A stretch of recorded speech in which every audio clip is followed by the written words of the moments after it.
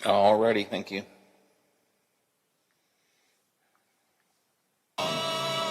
Don't miss Chris Ruggiero, The Reflections, The Marvelettes, The Flamingos, and the one and only Bobby Rydell. Saturday, October 30th, 7 p.m. at the legendary Capitol Theater in Wheeling. Presented by Community Bank and produced by Spotlight Productions.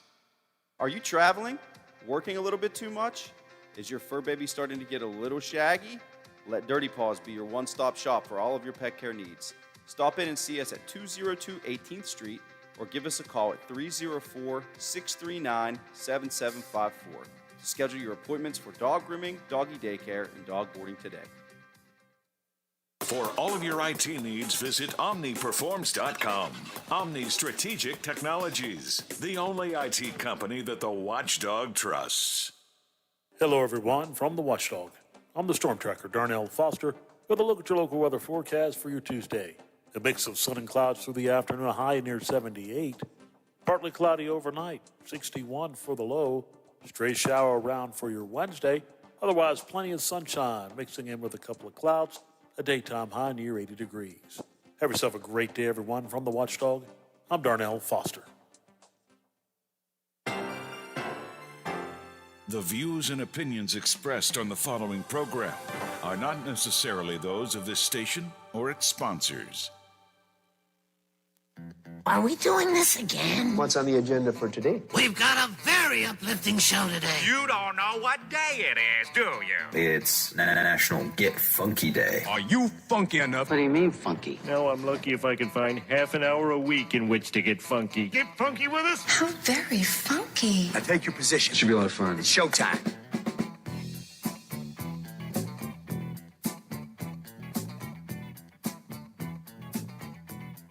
On air, online, on demand, and on video. This is the Watchdog Morning Show with Howard Monroe.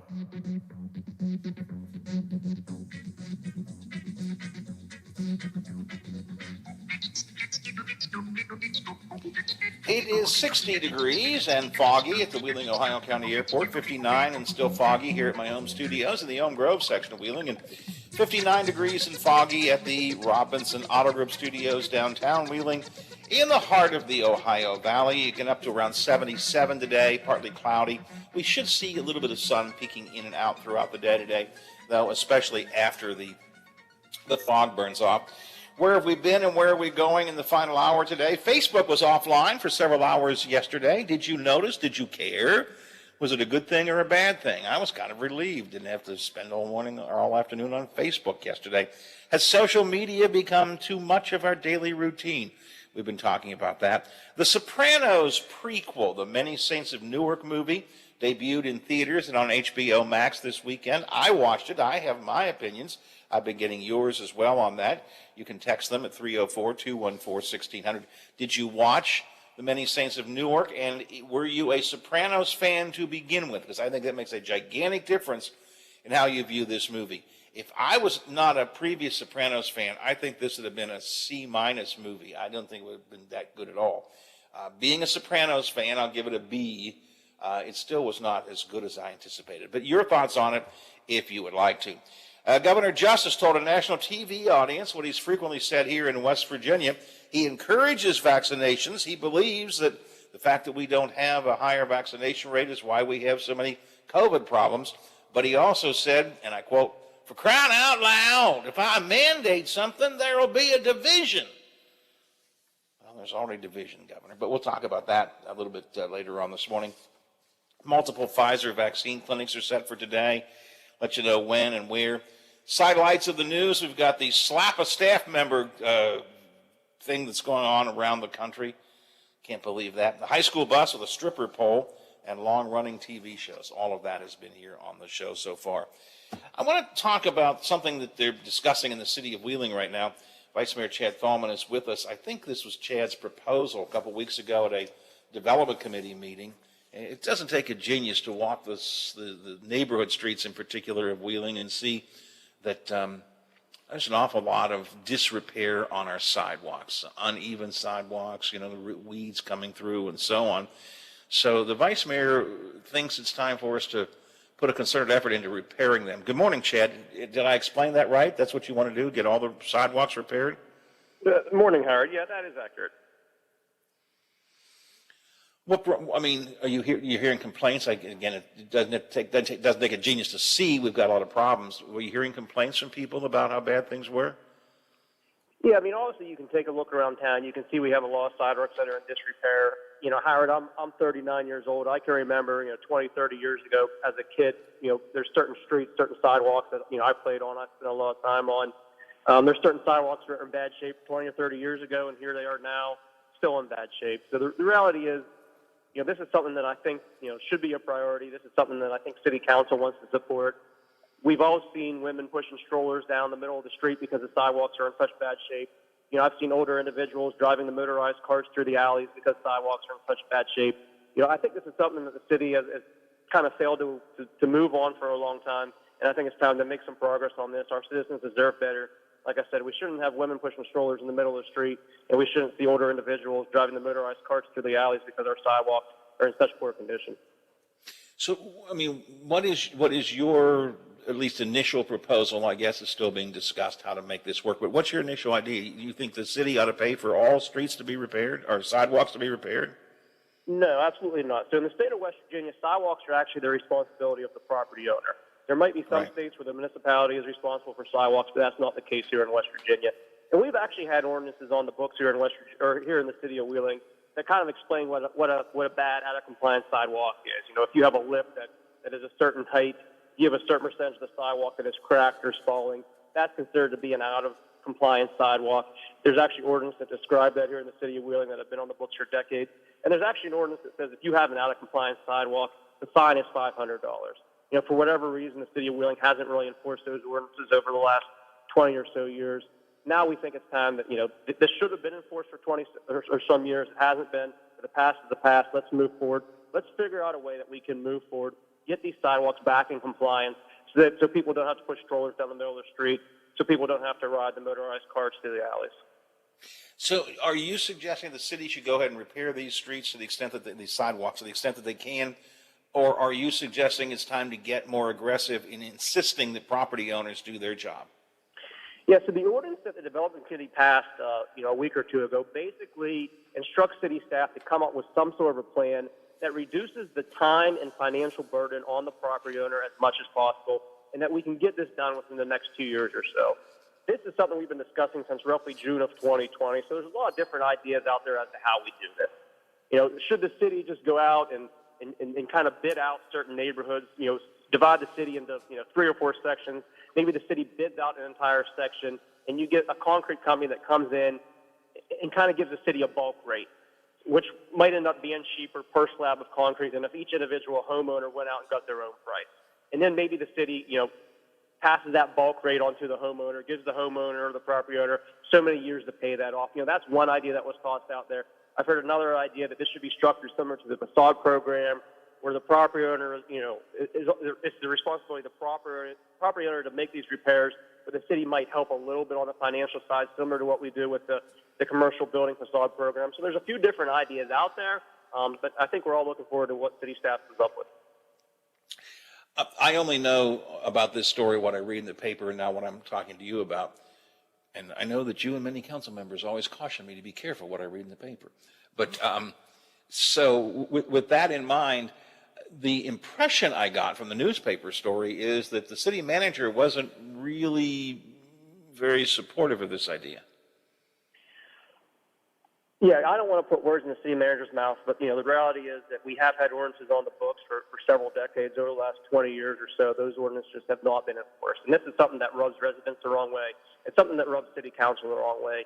Our city charter is pretty clear. City council passes ordinances, passes resolutions, kind of sets the agenda. And city staff is responsible to enforce that agenda, to enforce those ordinances, to implement that agenda. For whatever reason, city staff has not enforced these sidewalk ordinances over the last 20 or so years. We think it's time to move forward, make this a priority. It's not uncommon to have disagreements when you have staff or when you have employees and they don't necessarily want to do what they're asked to do. But we find that this is something important, and we want to move forward on this and make this a priority. One of the, again, from reading between the lines in the newspaper story, one of the concerns the manager has is just where's the money going to come from? This is not a cheap project. Yeah, and it's all about priorities. I mean, the city of Wheeling has a $35 million budget. It's not uncommon for us to put a few $1 million towards a big project, whether it be $15 million for a new parking garage, several $1 million for a new police station. We have a streetscape project that the state is mostly funding, but that's still a $20 to $30 million project there. So it's not uncommon for the city of Wheeling to put millions of dollars towards some of these projects. I personally think that sidewalks should be a priority. We shouldn't have women pushing strollers down the middle of the street. Our residents deserve better. I think this should be a priority, and we're asking city staff to come up with a plan to get this done and to come up with a way to fund it.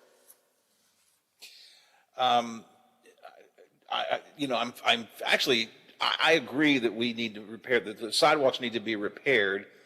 I still, I guess I have to wait and see what kind of actual. You don't have a proposal yet. By you, I mean the council or the administration has not put a specific proposal together yet, right? Am I correct about that?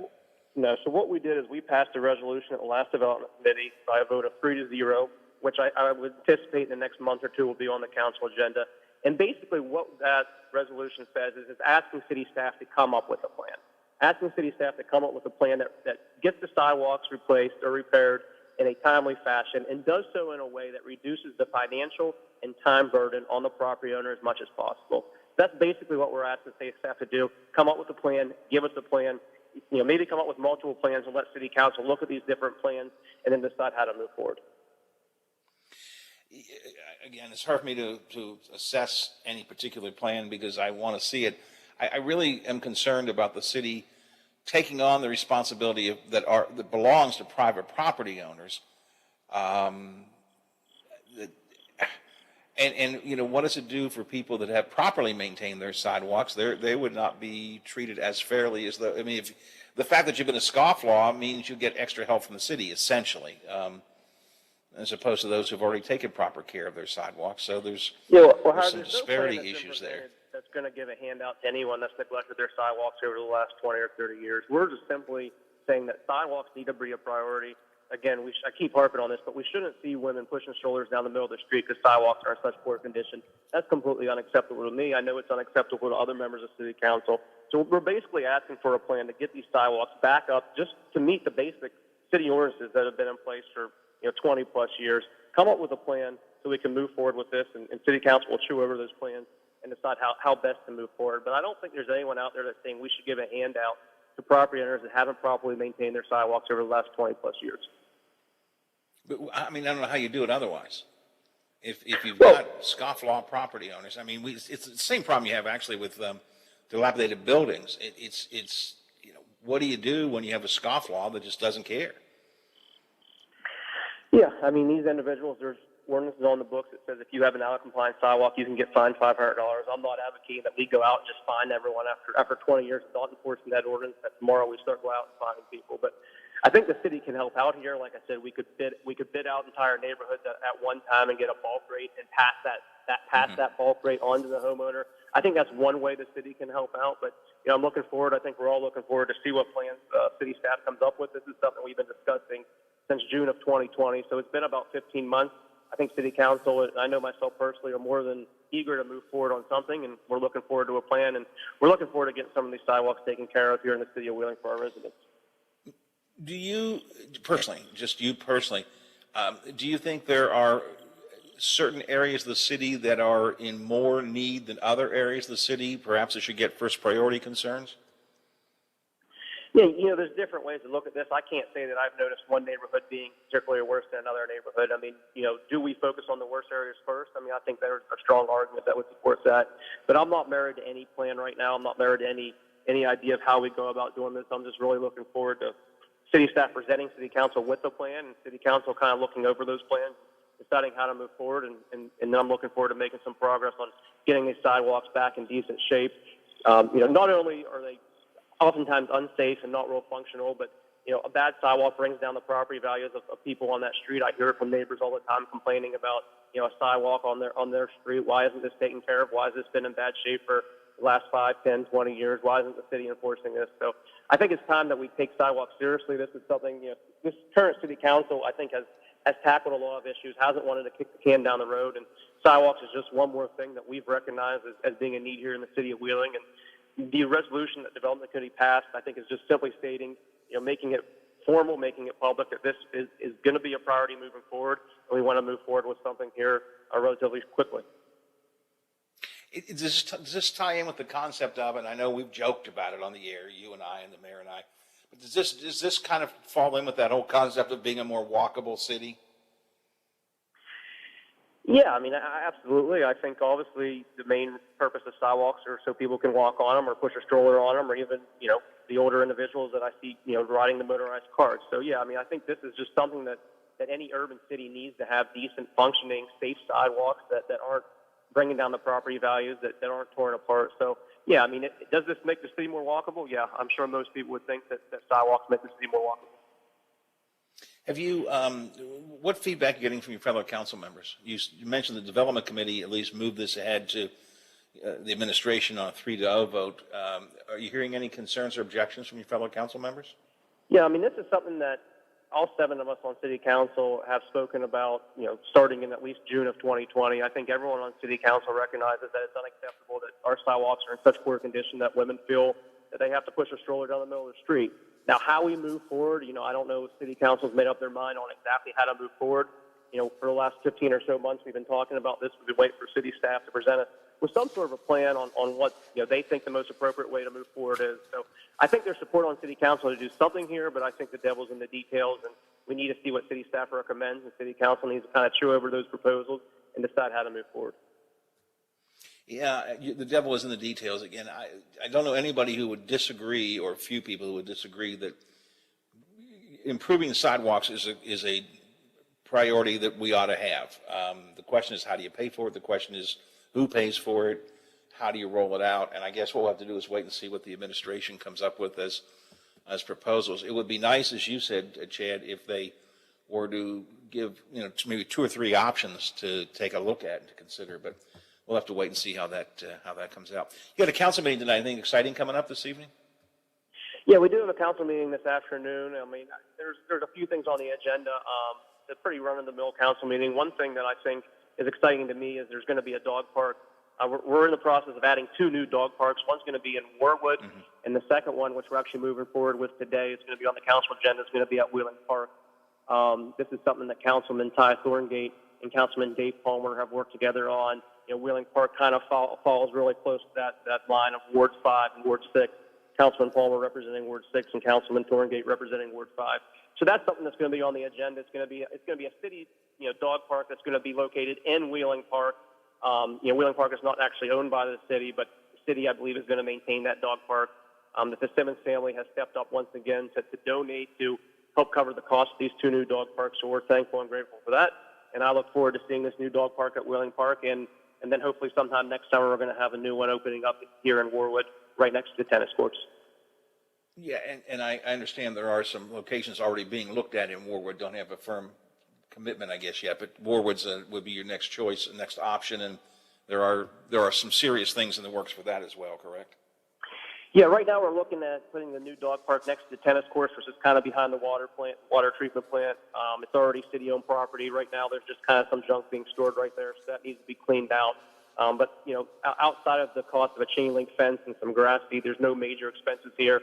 And the Fitzsimmons family has offered to donate money to help cover the cost of the chain link fence and some of the other expenses. So this is something I'm excited about, something that I'm appreciative of the Fitzsimmons family and for city staff and for city council on being willing to move forward with. And I'm excited to see when these dog parks are completed here in the next year or so. Does not being a dog owner, I don't pay that much attention, but does the current park get a lot of use?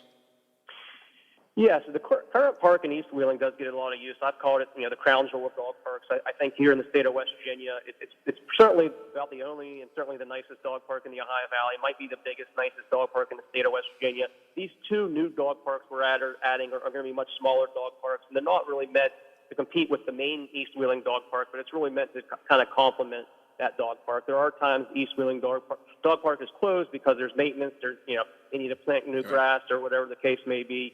So when that dog park is closed, people can be directed to the other dog parks, the Wheeling Park one and the Warwood one. The Warwood one in particular, I think it's going to be right next to the jogging trail, so I think it's going to be very convenient for Warwood residents. They might take their dog on the walking trail and then they take a break and stop at the dog park. So I think that one's going to be mostly a neighborhood park that people can walk to, but I'm sure there'll be a lot of people that also travel to it by car.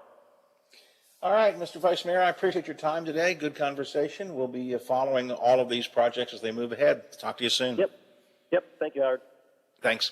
Wheeling's Vice Mayor Chad Thalman, it was his idea to do this sidewalk repair project. Got a little bit, again, as I read the newspaper story, and over the years, council people always say, Howard, that's your problem. You spend too much time reading the newspaper.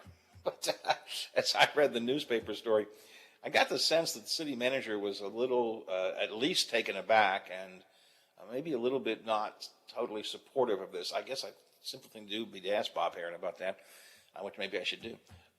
Because I think listen, fixing sidewalks is an important thing, Biffy, but it is the property owner's responsibility, and it does seem to me that, I don't know. Let's see what ideas they come up with. 9:29 after the hour here on the Watchdog Morning Show. Breaking news of the morning this morning here in the Upper Ohio Valley. You will recall we talked yesterday when I came back from vacation about a story that broke last week, which was federal mail fraud charges brought against former Belmont County Commissioner Mark Thomas. Commissioner Thomas has now been arrested. As of this morning, the former Belmont County Commissioner was arrested for federal charges of mail fraud. He is currently being held in the Belmont County Jail with no bond. No bond as of now. Of course, we talked about some of the details of this. It has to do with a client he had when he was an attorney and redirecting some of the client's money for his own personal use and so on. I don't want to get into too deep in the weeds because I don't want to misrepresent any of the details. But essentially the claim is that he defrauded an elderly client while serving as her power of attorney, that he took money from her without her knowledge or permission and used it for his own benefit. Again, those are the allegations. So Mark Thomas we learned last week, had been indicted, indicted by federal grand jury, and his home was searched, went to a search warrant, and he has now, as of this morning, been arrested and is currently lodged in the Belmont County Jail under no bond. So breaking news of the morning coming out of Belmont County this morning. It's 9:31, 29 till the hour. Let's check some news from Metro News right now.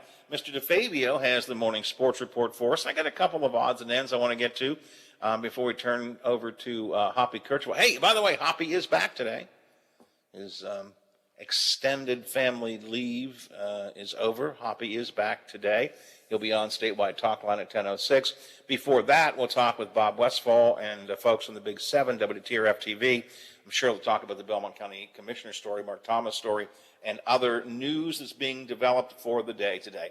It's all coming up here on the Watchdog Morning Show for this Tuesday. The Metro News Update is brought to you by Thomas Auto Centers, Mall Road, St. Clairsville.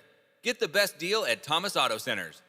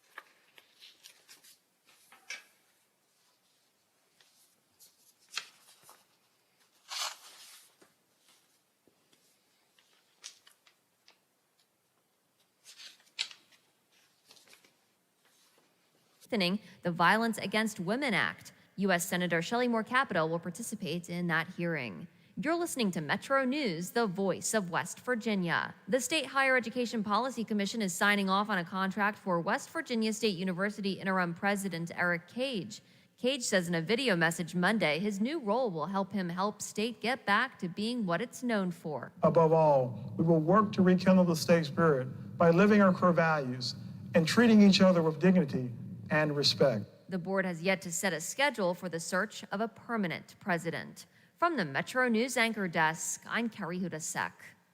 Monday Night Football, the Chargers defeated the Raiders 28-14. Charger quarterback Justin Herbert completed 25 of 38, 222 yards, and 3 touchdowns. I think it's huge because, we bounced back after a big win against Kansas City last week. But, it's always about the next week. It's always about the next opportunity. And, we play an incredible Browns team next week, and it's all about them. And so we're going to enjoy this one for a little bit, but show up to work tomorrow and get watching the film. John Gruden, the outstanding head coach of the Raiders, admitted these Chargers are a good football team. Just like I said, I'm proud of our team for fighting, competing, giving us a chance in the fourth quarter. It was a ridiculous way to start the game. I credit the Chargers. They're a good football team on all 3 phases. Well, the much-hyped Sunday night game between the Buccaneers and the Patriots produced historic ratings on NBC and Peacock. 28.5 million viewers. That's the second highest ever. If you're wondering about number one, 30.3 million back in 2012 when Dallas played Washington. Meanwhile, the 1-3 Steelers will host the Denver Broncos Sunday at Heinz Field. The Steelers are 0-2 at home this season. American League wildcard game, the Yankees will visit the Red Sox tonight at Fenway Park. Former Pirate starter Garrett Cole will start for the Yankees. Preseason hockey tonight, the Penguins host the Buffalo Sabres. I'm Bill DeFabio on sports, and we are the Watchdog. We're a farm store, a family store.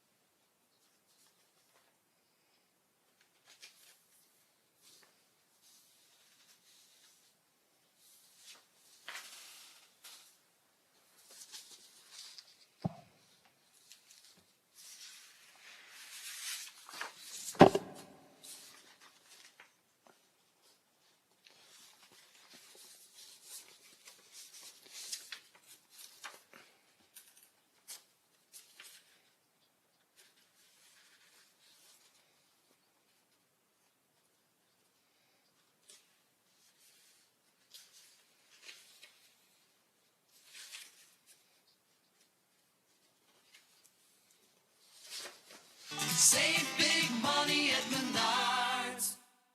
Wheeling Coin and Hobby on 10th Street in Wheeling, next to the Bridge Tavern in downtown Wheeling, wants to buy any and all unwanted gold and silver jewelry. They are paying top dollar for 10, 14, 18, and 22 karat gold plus 925 sterling silver.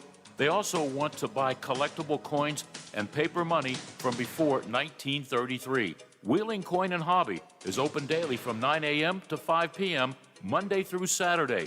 Coin and Hobby, 304-232-8430, and add them on Facebook. I'm not buying till I checked on for. Most of us are faced with uncertainty every day.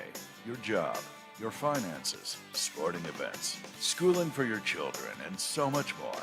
With so much uncertainty surrounding you, there is one auto dealership that you can be certain about, and that's Doan Ford. You can be certain that you always get a great deal and the best service afterwards. Being in business for over 50 years has given Doan Ford the reputation of being a strong, reliable dealership. Be certain. Choose Doan Ford. Online at DoanFord.com. I'm not buying till I check Down Ford. Hey man, what can I get you? Yeah, can I have 2 Coors Lights? You got it. Hey Mike! I need 2 Coors Lights! With a taste as cold as the Rockies, only Coors Light gives you refreshment every time. Here you go. Thanks, Mike. Doing a great job. All right, 2 ice-cold Coors Lights. That's the coldest beer I've ever had. Hey, they don't call it the world's most refreshing beer for nothing. Okay, be honest with me. Do you really have the Rocky Mountains in your beer cooler? You don't believe it? Check it out. Man, that's pretty amazing. I know, right? I can't believe it myself sometimes. I mean, this cooler is only 3 feet wide. Coors Light, the world's most refreshing beer. Coors Brewing Company, Golden, Colorado. With great beer comes great responsibility. A serious injury from an accident can be just the start of your worries. What if you cannot return to work? How do you take care of your family if you're disabled? At Gelner Law Offices, we represent seriously injured people and understand their problem. We know how to get you fair compensation. We will work hard to make sure you get the money you deserve for your losses. Don't go it alone. If you're hurt in an accident, call us at 304-242-2900 or visit us at gelnerlaw.com. We'd like to help. Hey there, Dave Weekley here. Metro News Hotline presents what's trending in sports, music, movies, tech, television, and more from a Mountain State point of view. Renowned local and national guests pepper the daily lineup with authoritative insights and commentary on a wide variety of topics from West Virginia high school sports to the financial markets. Join the fun. Every day, Coop and I dip into irreverent discussions with calls, texts, tweets, the question of the day, and the always popular In or Out. Metro News Hotline, weekday afternoons from 3 until 5 on the Watchdog, WKKX and WVLY. The Watchdog prides itself in being involved in our community, and we want to hear from you. Does your organization have an event that you would like promoted on the radio? Please send us the details via our website, watchdognetwork.com. Just click on our contact page and fill the information. Live, local, and here for our community. Share your events with the Watchdog.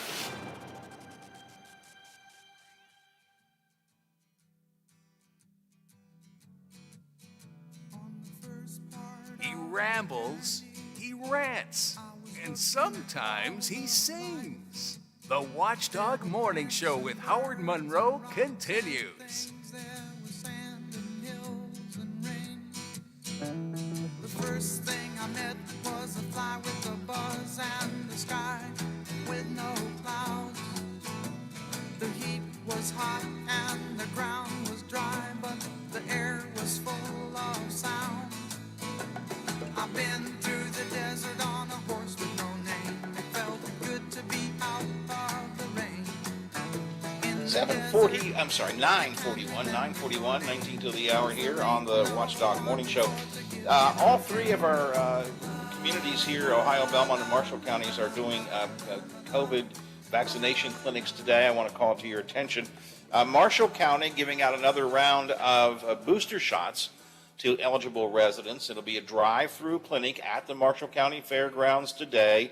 A vaccination card is required. It officially opens up at 10 o'clock. You can come out anytime, Marshall County Fairgrounds, get your booster shot. That's a Pfizer shot, of course, between 10 and 3 at the Marshall County Fairgrounds. In Belmont County, the health department will be at the Ohio Valley Mall today. They're handing out all 3 COVID vaccines, as well as booster shots and flu shots.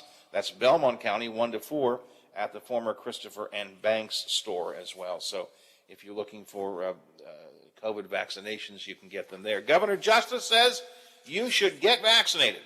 Well, I think everybody needs to be vaccinated. If you don't get vaccinated, you're going to die. It's terrible for us. It's horrible. And yet, I will not do anything to make sure that you get it. The governor was on Face the Nation over the weekend and repeatedly asked, since you are such a strong supporter of believing the answer to ending the pandemic, to getting your state out of being, I think it's number 2 now, for a while it was the number 1 worst state for the rage of the Delta variant. I think we're number 2 now. Alaska is now number 1. And I have not looked at today's numbers. But to get your state out of being worst in the country or among the worst in the country, why don't you have a vaccine mandate, at least for your state workers and so on? But the governor said on Face the Nation, why, there's no chance I'll do that. There's no chance because the mandates only divide us. I truly believe, I'm quoting here, I truly believe mandates only divide us and divide us even more. From the standpoint of mandates, I don't believe in imposing upon our freedoms over and over. I don't know how many times I've got to say it. And he had to say it many times because the host of Face the Nation kept saying, but Governor, you believe that this is the answer. You have the power to create more to do more vaccinations. Why don't you do it? Politico magazine said over and over again, the governor kept saying, for crying out loud. For crying out loud. Why do you keep asking me that? I keep telling you I'm not going to do it. I still don't understand it. From a governor that was so progressive last year, so progressive in forcing, I shouldn't say forcing, but in implementing mask mandates, school control issues, social distancing, closing down businesses and so on to prevent the spread of the disease, to flatten the curve. Remember that phrase a year ago? I mean, Governor Justice was leading the nation in taking action. And now I think he's leading the nation in being completely in. He's doing nothing. He will do nothing because it might divide us. But we are being divided. We're being divided into the alive and the dead. Those on ventilators and those aren't. Those who have to go into ICU and those who don't. Those who get COVID and those who exist normally. And what's the defining factor? What's the defining issue there? It's not the exclusive, but the defining issue? Vaccinations. And he knows it because he says it. I mean, he says it. He's a believer in everything I just said. The governor, if he was here, he would be going, yes, that's right. But they didn't do something about it. I think somebody got to him. You know, Biff, I wonder, I don't understand what it is. And I don't know who it could have been. It may not be somebody from inside or even from the state of West Virginia. But I think somebody got to him, and I don't know who it is. There's something I don't understand. And of course, I don't know what that is. I just don't know what it is. Maybe it is. Maybe somebody got to him. I don't know. Because he had no problem. In fact, he was proud of his executive authority when this first started. And he had no problem using it. I mean, among the first and most aggressive in the country in terms of putting restrictions on society to try to prevent COVID. He was top-notch in the country. And how do you go from that to saying, I'm not going to do anything? For crying out loud, we're Americans, he said. Margaret Brennan, host of Face the Nation, said, well, why don't you want to protect children by mandating vaccines? Now, to say that I don't want to protect children is ridiculous. For crying out loud, there it is again. For crying out loud, you know, parents should make these decisions. But Governor, if they're not, and if you believe it's the answer, and you have the power, shouldn't you do something about it? Maybe you're right, Biff. Maybe somebody got to him. Who it is, I don't know.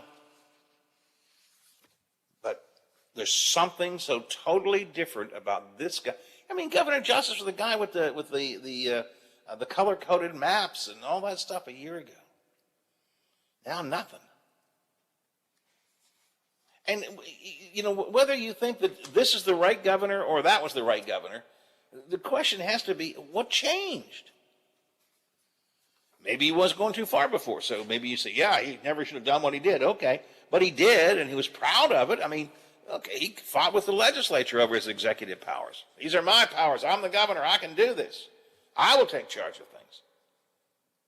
And I will make us safe. That's the approach he took a year ago. And now I'm the governor, and I won't do anything. I don't know, Biff, maybe you're right. Maybe somebody,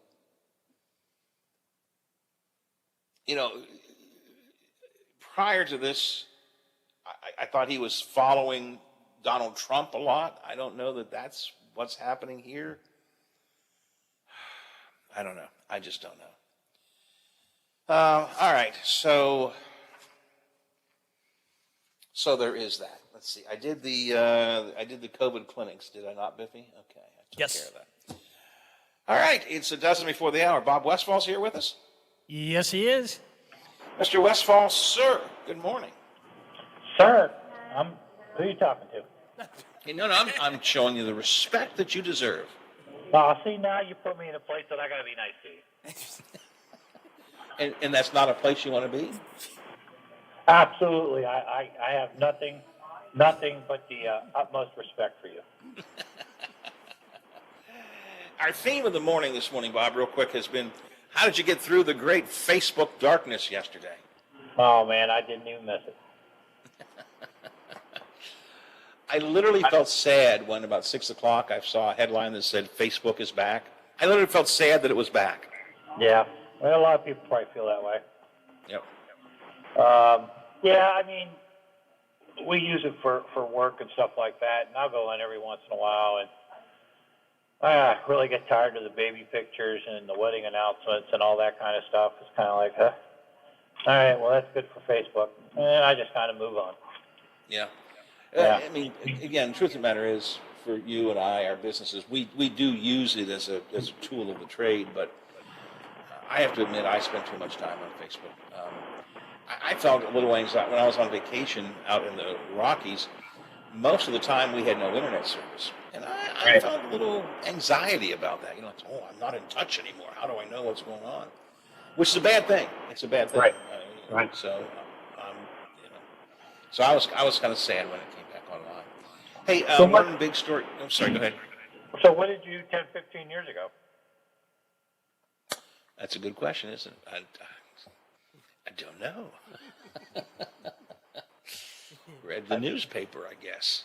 Newspaper, or maybe go outside, live a life? Went outside. Yeah, went outside and did things. It's a good point. What did I do back then? What did I do back then? She'll probably remember. Yeah. She'll say you went out too much, is what she'll tell me. Bob, one big breaking story this morning: Mark Thomas arrested, correct? Mark Thomas, according to St. Clairsville Police, was arrested last night in the Belmont County Jail on the federal charges of mail fraud. You are absolutely right. He's being waited. He is about to be taken into custody by the FBI. So this case continues to develop. As you know, we broke last week his arrest, or his charges, his indictment. Dealing with taking almost $500,000 from an elderly client charged with mail fraud. I want to say there were 4 counts. I'll have to go back and double check. Mark Thomas, former county commissioner of Belmont County, is in the Belmont County Jail. And awaiting, I don't know what the word to use is, awaiting arrest by the Fed. He's in there under hold for the feds who are coming to get him, I guess. So right. These are federal charges, which he faced some similar issues in Ohio County a couple of years ago, basically around the same incident. This allegation of taking money from a client, but these are federal charges now. Yeah, I don't think it's the same individual because the name of the one in Ohio County and the initials that they use in the federal indictment are different.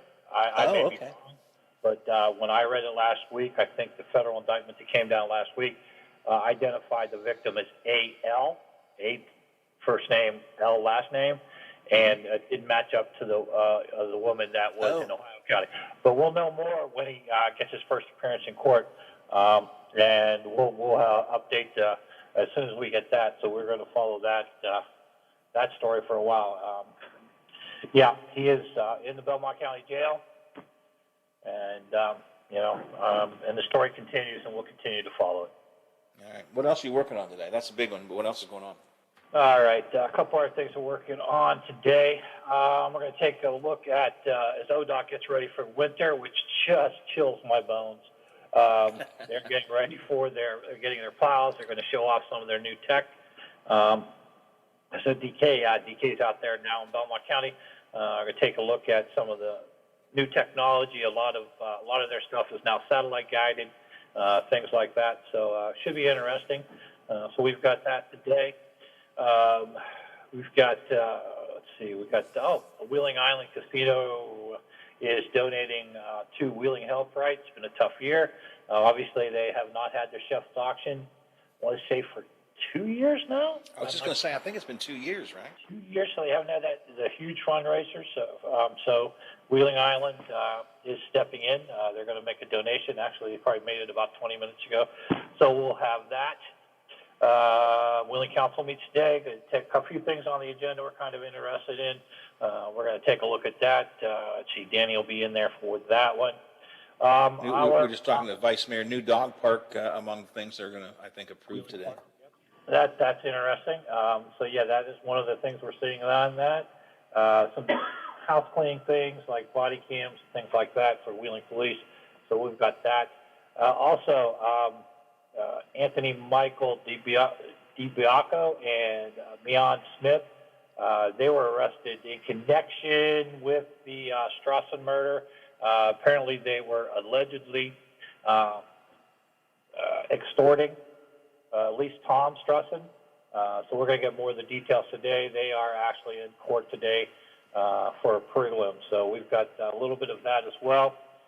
Let's see here. I'll be curious to hear what we learn from that. I know an awful lot of people are trying to put the pieces of that puzzle together in that murder fire story. People are trying to put the pieces together and can't quite figure out how it all fits. So maybe we'll get at least a little better picture when they're in court today. Right. So we'll see what develops on that. DK will be covering that today. Got a Veterans Voices. Catherine does this a couple times a month. This one's pretty special, especially to members of my family. Yvonne Marie Fair was a young woman that was in the military, developed cancer while in the military, came out of the military, joined local firefighters. A cousin of mine fought fires alongside of her, was quite the leader. She did finally pass away from the cancer. If you drive through Brilliant on Route 7, you'll see part of the highway is actually named for her. She touched a lot of lives. So Catherine actually sat down with her parents. This is the first time they've ever gone on camera to talk about Yvonne. So this is a pretty good Veterans Voices today. So, I mean, just for that, that's the reason to tune in today, without a doubt. And then also, Catherine does a really good job with us. But I guess, and I think you've told me this, it's a real passion of hers. Yeah. Oh, yeah. She lives and breathes it. I know she's got this piece that's going to air tonight at 5, and I think she's got like 3 interviews today scheduled as well. So she's going to be running around all day just to make sure that we have these.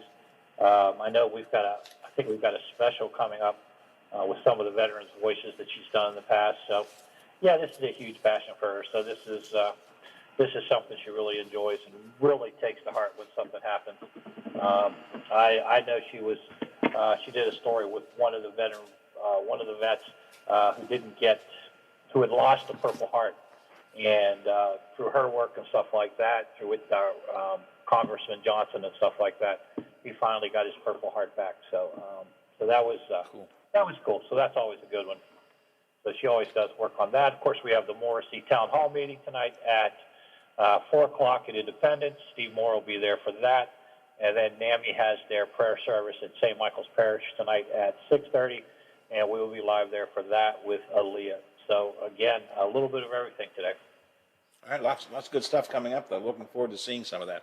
It'll be at noon, 5, 6, 10, 11, 5:30 statewide coverage always with Mark and the team. And then check it out at WTRF.com or, unless it goes down again, on Facebook. Yes, we're everywhere. John Lynch is on top of everything, so we're in good shape. All right. I appreciate it. Talk to you soon. Thanks. All right. Bye, guys. Talk to you Thursday. Yep. Talk to you Thursday. I appreciate it. All right. It's Bob Westfall from the Big 7 WTRF-TV. Yeah, a couple of actually big stories here. Belmont County Commissioner, former County Commissioner Mark Thomas was arrested on those federal mail fraud charges, awaiting the FBI come and take him now. He's being held under no bond in the Belmont County Jail. That story is a big story. And the two who have been accused of extorting Tom Strushin, who was one of the two people killed, he and his wife were killed in the double homicide in Belmont. The extortion couple will be in court today, and I'll really be curious to see what happens there, because, again, I'm having a hard time, a lot of people are having a hard time getting all these pieces to fit. There's all sorts of rumors that still run around, and I'm just not totally sure what's going on, so we're going to try and check that out. All right, Hoppy is back, so a statewide talk line with Mr. Kirchhoff coming up next here on the Watchdog. And as for me, good Lord willing, creeks don't rise, bat phone doesn't ring, don't get impeached, don't retire. Ticker keeps on ticking, and Teddy says it's okay to go back to work tomorrow, Granddad. I shall return tomorrow morning, 7 o'clock, another go-around of the big gig. Are you back with me, Brother Biff? I am here for a Wednesday. We're going to keep on doing it until we get it right. That could be a long time. Indeed. The Watchdog is FM 98.1, AM 1600 WKKX Wheeling, FM 97.7, AM 1370 WVLY Moundsville. The ABC News is brought to you by Thomas Auto Centers, Mall Road, St. Clairsville. Get the best deal at Thomas Auto Centers. Has submitted data to the FDA.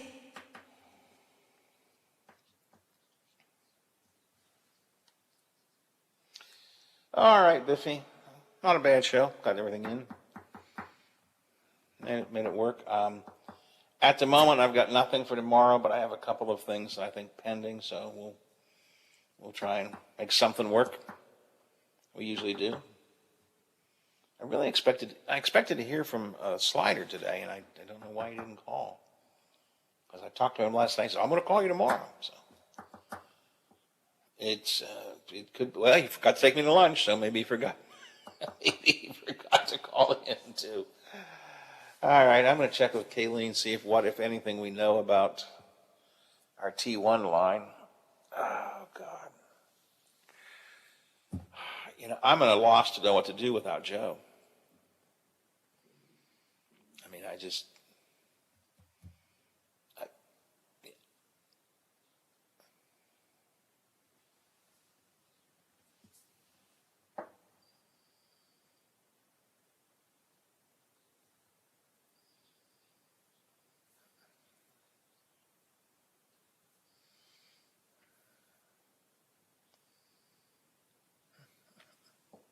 right. Yeah, Kayleen was up at the transmitter yesterday, and she put FaceTime on, and she walked me through the building, and, I found a few, I said, well, check that, but I don't know how it all, I don't think anybody does. I don't think even Joe knows, because he's still trying to figure out what Cliffy did. I don't think anybody knows how it all connects together.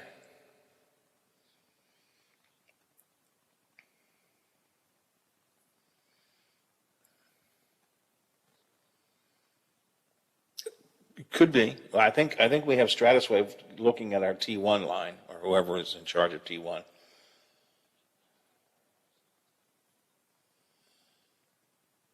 Yeah, it could be. I years ago I had a problem with the T1 line, and they kept telling me no, everything was fine, and I kept telling them it was a joke. It turned out it wasn't a joke. I kept saying somewhere out in the woods where the T1 line runs, a moose has eaten through the line. That was my line. I said, a moose has gotten to that line. Well, it wasn't a moose, but it turned out that's exactly what happened. A squirrel had actually eaten into the T1 line. Yeah, so it could be. The line could be physically cut. That's possible.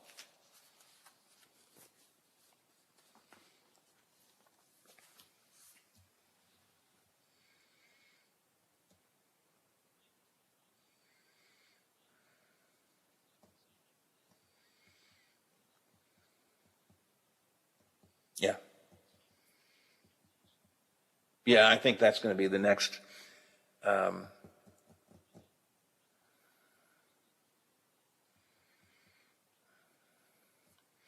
we got this guy that has been working with Joe, but I mean, the guy's 85 years old, but he used to work at WWVA, and he worked in Pittsburgh, and Roy Humphreys, he's worked with Joe on our station before. So he's coming down tomorrow to take a look at it at least and see what's, if we don't get it fixed before then, at least to see what he can see. Maybe he can figure it out. I mean, I don't know how it connects. I don't know how everything works up there. There's so many moving pieces. I mean, we've got the computer, we've got the T1 line, and we've got the processor, and we've got the audio sentinel, and I don't know where everything runs. And when Kayleen was running FaceTime for me, it looks like a lot of crap just literally goes into the floor. And I don't know where it goes after that. Yeah. What we need, this is what Joe has been complaining about, and he's been trying to work out, we need to document everything. There needs to be a book someplace or a little pamphlet that shows how everything connects. So just for this reason, if you have to go and figure it out, you start with okay, this connects to this and this connects to this. Right. I mean, I kind of know where because I know what is working, I kind of can figure out where it is, but I don't know where that connection is. You know what I'm saying? I mean, I think my best guess is, well, again, first of all, it could be the T1 lines down. Or it's the connection from the T1 line or the computer into the transmitter, but it goes through so many different boxes, I don't know where. Anyway, figure it out, I guess. All right. Anything else going on? Okay, well, I guess that's enough. You getting ready for vacation? Yeah, okay. When do you leave? Saturday? Yeah, cool.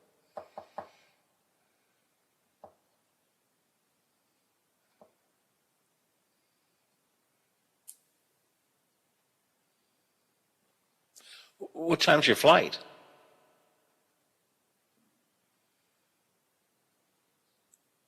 I mean, early meaning 6 o'clock, 8 o'clock, what? Okay. You want to give yourself, a couple hours, I got to tell you. Based on my, the TSA line was really long, really long. I must have looked so pathetic, though, in Denver, not in Pittsburgh, but in Denver. I must have looked so pathetic. I told you I was having a lot of problems that some TSA agent came and said, "Sir, come this way. We'll just take you to the front of the line." I think what they was thinking was, we think you may die before you get to the front of the line, and we'd rather not have it. So they escorted me to the front of the line. That makes sense. That makes sense. Yeah, absolutely.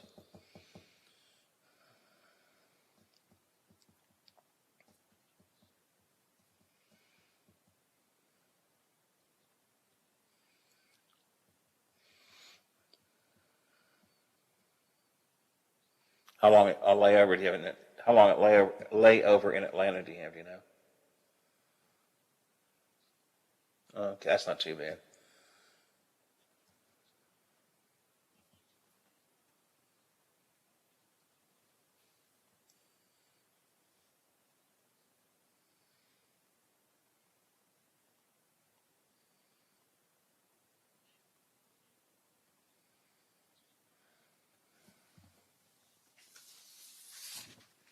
Yeah. Right.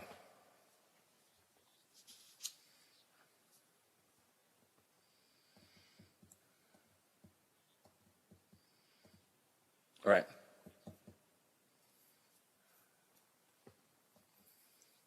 Yeah. Yeah. Yeah. Right. Well, just give yourself time to get there in Pittsburgh, because maybe the line won't be long, but my experience this past week was the lines were long. So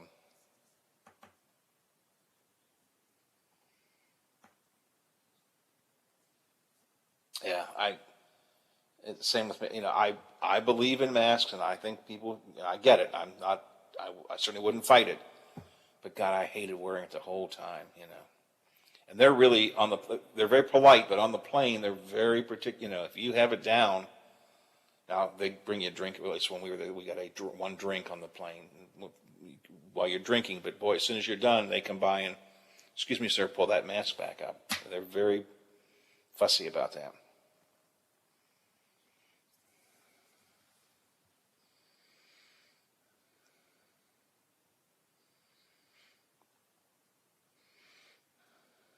Mm-hmm.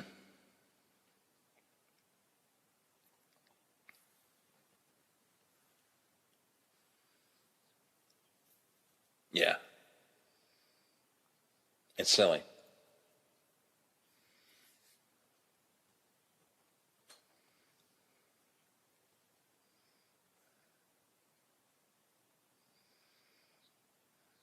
Oh, yeah.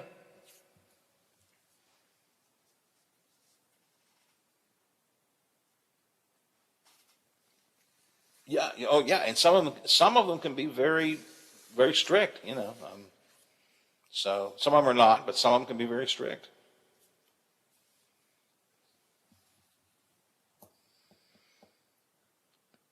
Yeah, that's the thing to do. But I believe in masks, but man, I just hated where, you know, because you know, on the motor coaches we were on the train, on the plane, in the airport, you had to have it on the whole time. I mean, geez.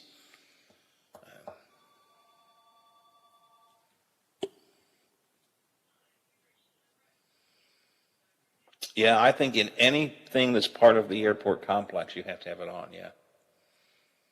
Yeah.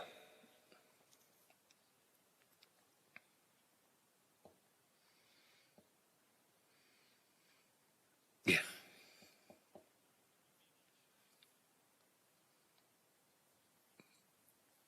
Yeah, I don't think anybody would stop. Well, I shouldn't. I mean, it's required everywhere. I like you. Usually, as soon as I'd step outside any place, I'd pull it down at least for a little while just to get some fresh air. But it was just an irritant. I mean, it's not a gigantic problem. You know, I'd rather do that than die. Okay, but just wearing it, you know, I mean, really, it was not until we got into our hotel room any night. It was all day long. Everywhere we went, we had to have these things on. And just an irritant. All right. Well, I better talk to Kayleen, see what's going on. Call me if you need me. I should be around. So I'll talk to you in the morning if not. All right. Thanks for your help as always. Bye. Water line leaks, I mean, on and on and on. This stuff is, I'm not sure how much good, well, 4.4 billion should be able to do a lot of good, but that still won't solve all the problems, will it? It probably won't solve them all, but it'll give us a great start, and it'll accomplish so much more than we're able to do on our own. And so this is really almost a once-in-a-lifetime opportunity. We were talking at the office the other day. You know, none of us can remember an opportunity that West Virginia had to receive so much federal money to tackle what we would term hard infrastructure problems within our state. So this has been fantastic. Brian Dayton's with us, Vice President of Policy and Advocacy for the West Virginia Chamber of Commerce. Okay. So this is money that there's bipartisan agreement on, federal dollars allocated for traditional infrastructure. However, you guys are against the reconciliation bill, the $3.5 trillion bill that is part of this whole budget plan of Biden and the Democrats, which is so-called human infrastructure, a lot of other things. There's a bunch of climate stuff in there. There's a bunch of support services in there that we don't provide right now by the federal government. So look, Ryan, and I know you all are against the $3.5 trillion reconciliation bill, but if the infrastructure bill is so good and so meaningful to West Virginia, why not just say the heck with it, do the $3.5 trillion as well, and get the whole boat? Well, first off, Hoppy, we do not think that these two bills should be linked. And